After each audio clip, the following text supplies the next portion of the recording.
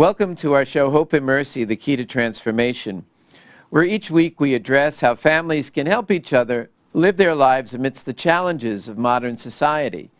Today, we will be discussing restoring hope for victims of abuse. And joining us for this very important conversation is Anthony Zenkus, the Director of Education for the Safe Center. Welcome, Anthony. First, let's ask Anthony to tell us a little bit about the Safe Center and your mission. Well, the Safe Center actually is the merger of two separate agencies that had existed for over 30 years in Nassau County. And one was the Coalition Against Domestic Violence, and the other was the Coalition Against Child Abuse, where I had worked for many years. And we decided that the issues of family violence were connected and that it made just perfect sense for us to be together in one space and to merge into one agency. So now the Safe Center provides services for victims of intimate partner abuse, child abuse, specifically child sexual abuse, as well as victims of sexual assault and rape and human trafficking. That's great. That's such an important service. We have a little clip from the campaign, the Enough Abuse campaign, so we'll just take a look at that.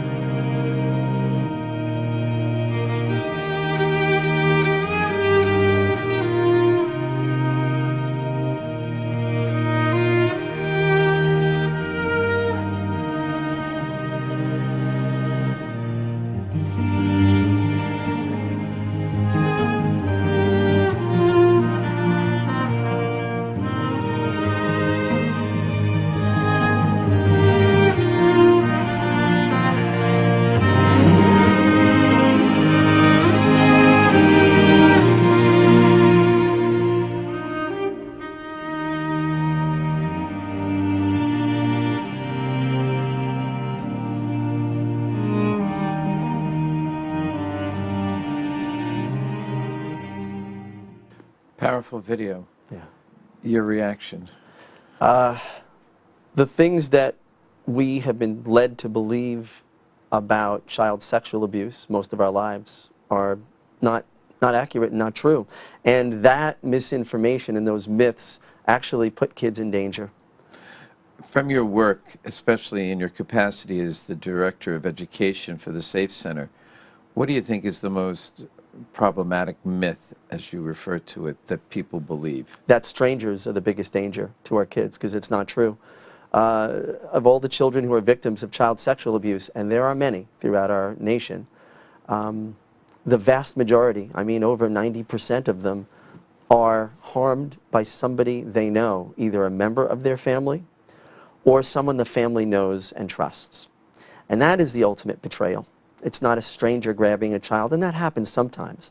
More likely than not, it's somebody within the home. You know, actually, I just read a statistic that women and children in the United States are more likely to be the victim of violence in their homes than on the streets of our most violent communities in our country today. Wow. That's very troubling. The Safe Center. Mm-hmm. I'm sure there are many people that are watching that don't really know the full scope. I mean, you gave us a brief little synopsis when I introduced you.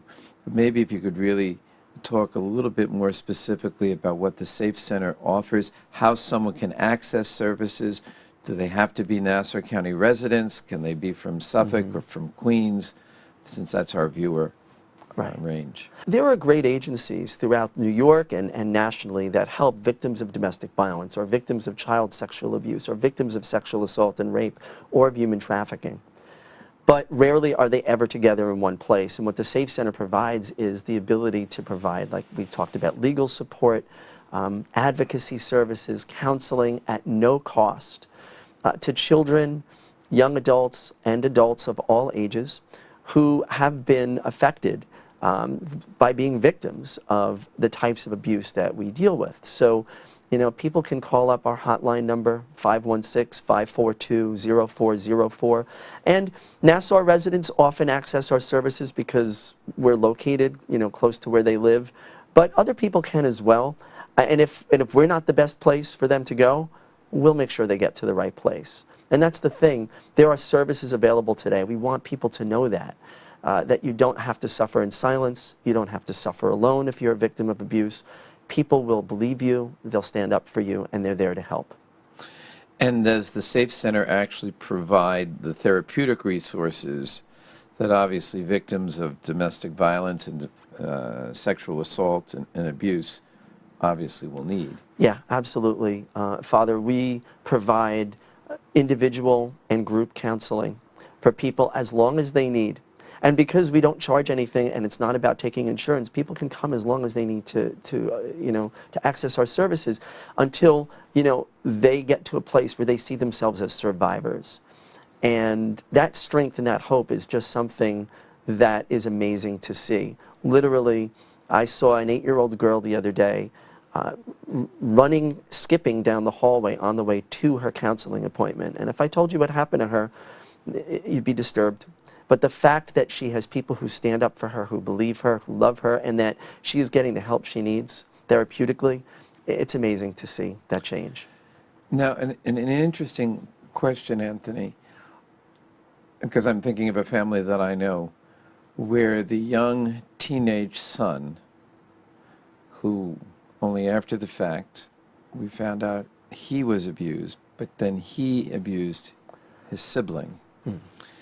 Would he, in terms of therapeutic resources, be someone that the Safe Center would treat, or because he caused sexual abuse, you would prefer to see him seek support someplace else? You know, when we see people who aren't adults, teens or older children, act out sexually on other children, especially if they've been harmed themselves, we do our best to provide services for them, or we coordinate the services. And there are some very skilled people on Long Island who can work with those kids. I don't really see those children as perpetrators. I see them as victims who didn't get the help they needed soon enough.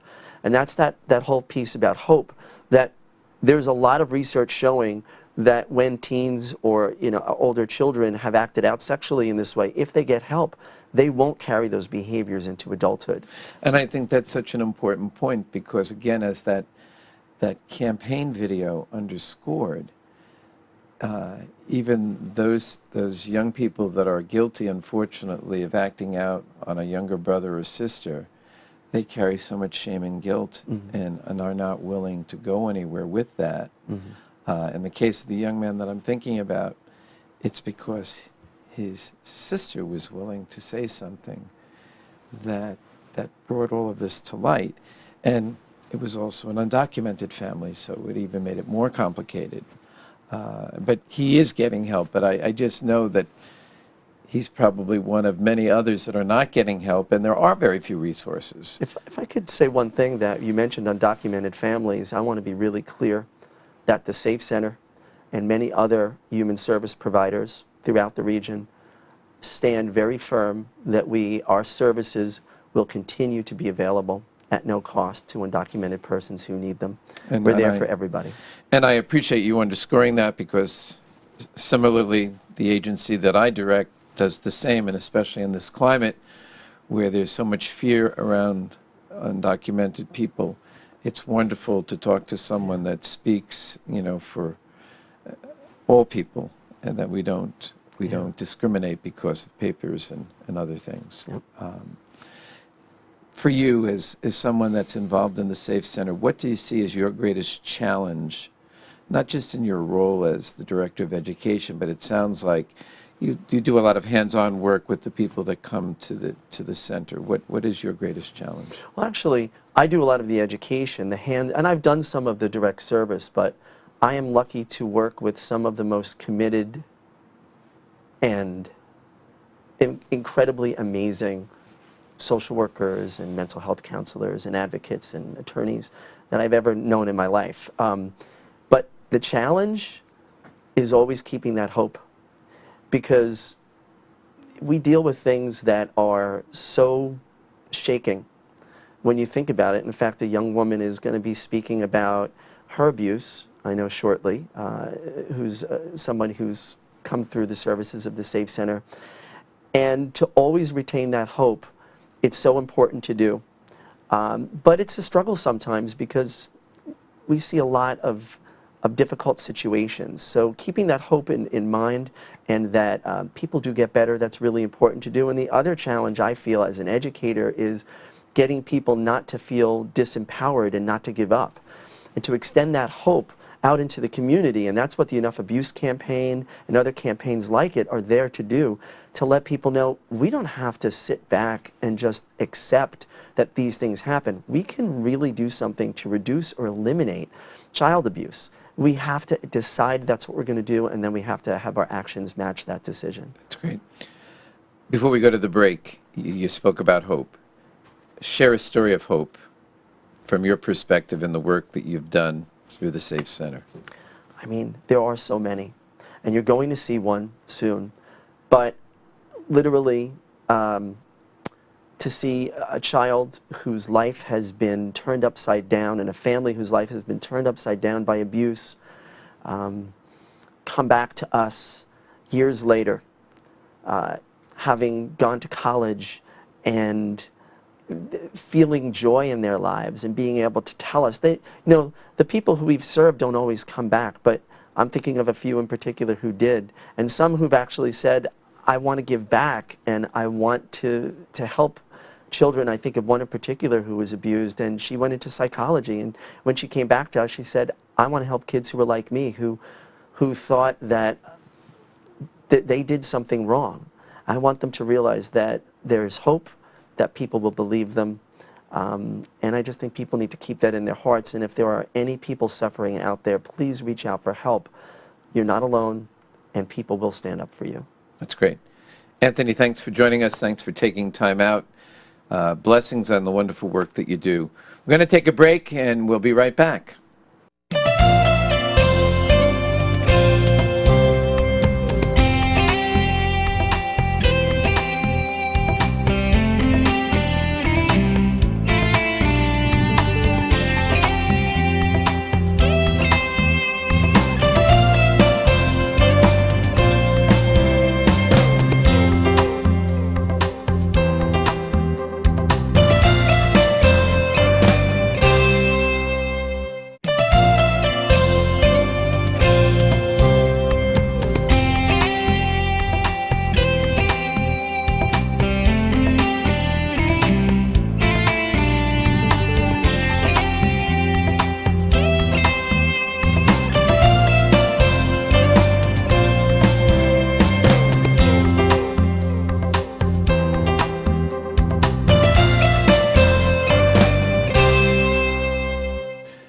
Welcome back to our show, Hope and Mercy, the Key to Transformation, where we've been speaking about restoring hope for the victims of abuse. Our guest has been Anthony Zenkus, the Director of Education at the Safe Center. Joining us for this part is Stephanie, a rape crisis volunteer at the center. Can you tell us a little bit about yourself and what drew you to the Safe Center? What drew me to the Safe Center was that I myself was a victim of sexual abuse, and we got help from the Safe Center. My family and myself had really experienced the most horrible thing I guess you can imagine, at least for me it was. We had went through an ordeal where my father had been sexually abusing myself and my younger sister, and when that came out, it was quite something. And the Safe Center was really a godsend. The individuals we met the individuals that counseled us, went to court with us. It just was our support, emotionally. Anything we needed, they were there, a phone call away. And to me, I have never met a group of individuals or an organization that's been so wonderful. Imagine the hardest moments of your life. Right. And here these individuals were ready, without even knowing us, showing us love and showing us compassion and believing us, which was to me the biggest thing. I had spent years blaming myself, feeling guilty, thinking that I was doing something wrong and that no one would believe me. And here they were, all of these adults that believed me, and that made a world of difference in giving me the courage to move on and the courage to get help that they were providing and really start on my journey of healing and kind of reaching back to who I was before the abuse. So that's how I got involved. And as I went on and got older and went on to graduate college, get a master's degree as well, the Safe Center never left my heart. That's a great story. Yeah. What did you study as an undergrad? Accounting, believe it. Really?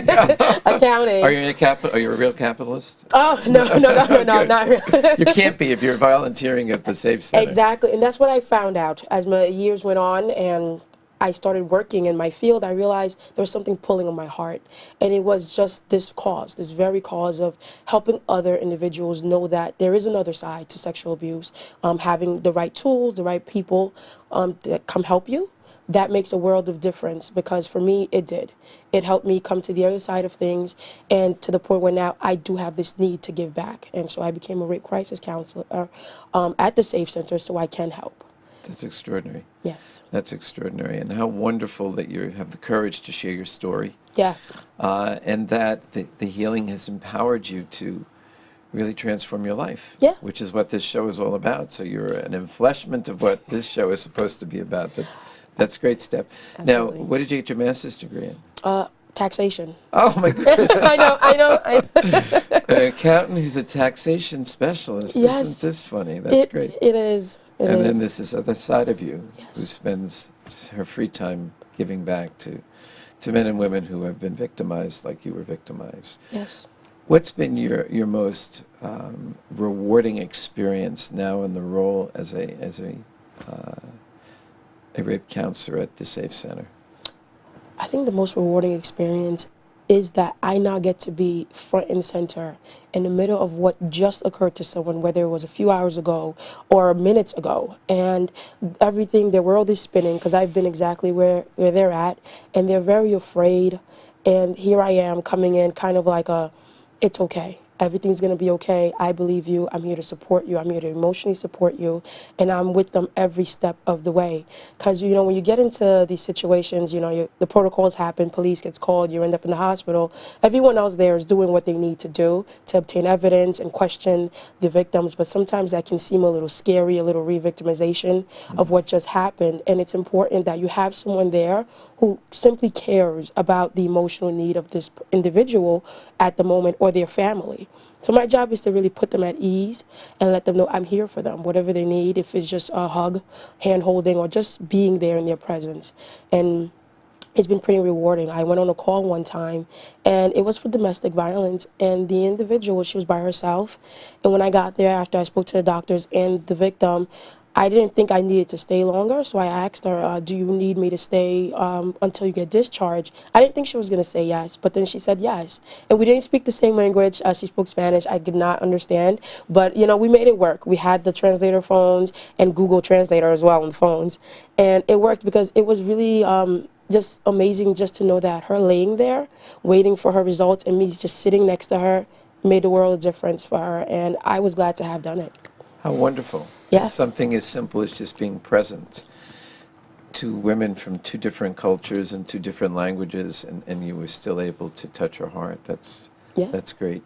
Absolutely. If you could give advice to those who might be watching that have been victimized either by domestic violence or sexual abuse, what would you say to those that haven't shared their secret yet? I would say, don't let it take you out. Don't sit with the secret, because you've done nothing wrong. And telling this secret will be the best thing you've ever done. It'll be very scary, but it's worth it. it's worth it every step of the way, because when abuse happens, at least from my experience, you kind of lose yourself and you begin to take on these characters that was never who you were. And so the longer you stay in it, the longer you believe the lie of the situation.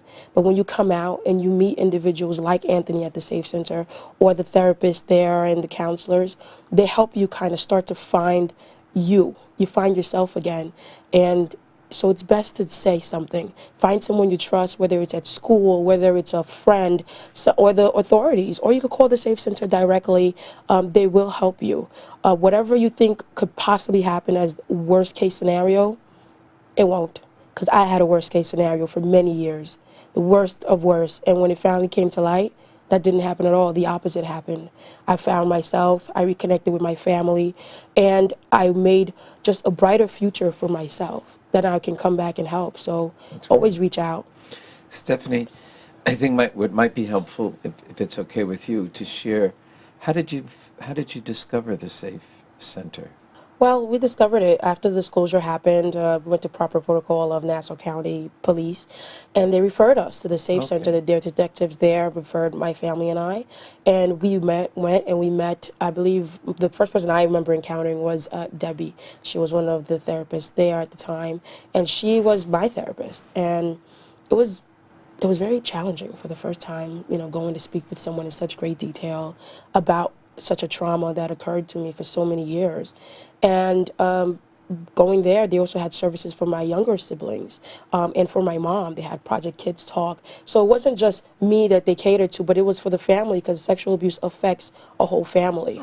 The taboo that comes around it, the what ifs, and the questions of parents who might feel like they may not have been the person who did the abuse, but I know the question of, was it my fault? Did I do this? Or how did I not know? And I feel like the Safe Center is well equipped to help each segment of a family unit come to terms with what happened and really move forward. So that's how we came to knowing about it. So I strongly believe whether you call an officer on Nassau, in Nassau, or you reach out, they do have Safe Center contacts, and they will call, just call. They make a world of difference, and that's how we found it. We've been going to therapy and consecutively going. My mom's been very adamant about getting the help, and that made such a difference in pushing us, especially when we were so younger. I was in college, and our sisters were in high school. So, and also, isn't there some resistance culturally too? Oh yes. Because depending on how you've been raised, even knowing the ethnic family that I grew up in, and I know a little bit about the Haitian culture. It's very private. You don't share your business with anybody. Yes. So it was extra work you had to push to.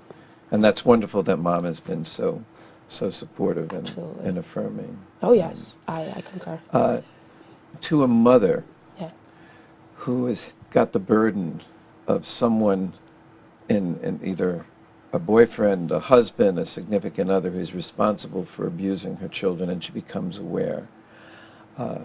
Any words of advice for that mother in terms of coping after she was reached out, But I know sometimes parents, when they discover that their children have been abused and they didn't see it coming, they live with a lot of pain and a lot of guilt and grief.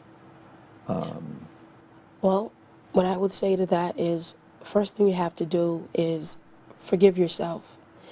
Don't beat yourself up, because first, you didn't do it.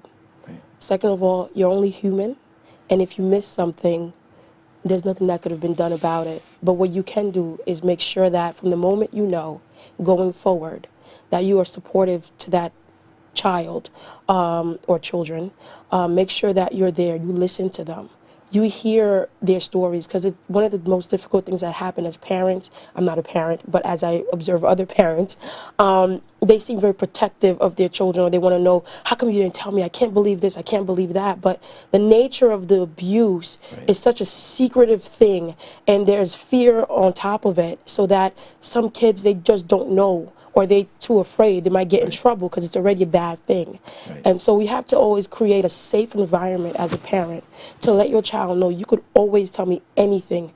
The first thing shouldn't be, am I going to get in trouble? As a parent, you let your kid know, regardless of what it is, you can let me know. And so you have to be understanding to what your child just went through, and allow them to talk to you at their own pace. Don't push it, but let them know, doors wide open, full of love, no judgment. I'm just here to listen to you and try to help you get through this, and that's the best that you can do.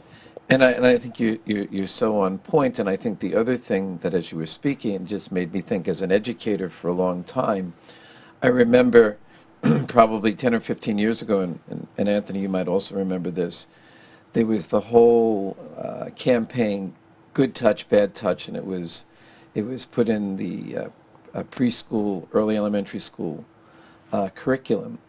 And I just feel we dropped the ball in that area, because abuse has gotten so out of control, and it probably has always been, but we just were blind to it.